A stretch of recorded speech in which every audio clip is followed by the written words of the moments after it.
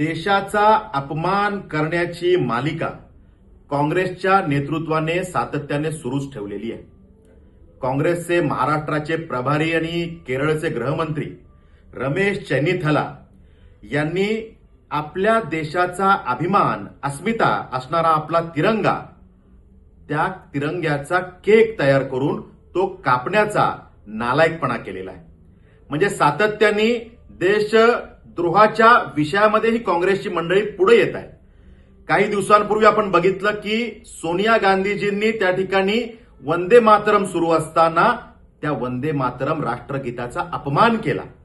त्या ठिकाणी वादविवाद त्या कार्यक्रमादरम्यान केला. राष्ट्रगीत सुरू असताना वादविवादाचं स्वरूप तयार केलं.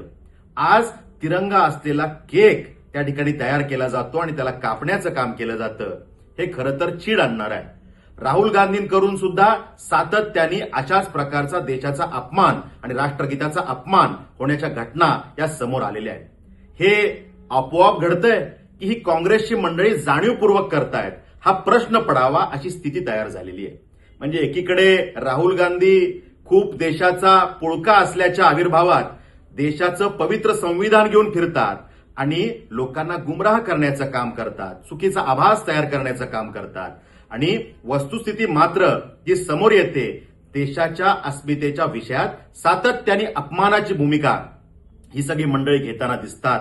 आणि त्यामुळे आमची त्या ठिकाणी मागणी आहे, आमचं सरळ म्हणणं आहे की देशाच्या तिरंग्याचा केक तयार करणं आणि तो कट करणं हा अधिकार तुम्हाला कोणी दिलेला नाहीये. तुमच्या नेत्यांची थोबाड असलेले केक तयार करा, तुमच्या नेतृत्वाचे चेहरे लावून त्याला कापा, आम्हाला काही म्हणणं नाहीये. पण अशा प्रकारे देशाच्या अस्मितेच्या विषयामध्ये आम्ही नो कॉम्प्रोमाइजची भूमिका ठेवतो आणि त्यामुळे या काँग्रेसच्या नेत्यांवरती तात्काळ गुन्हे दाखल व्हायला पाहिजेत, ही मागणी या निमित्तानं आम्ही करतो.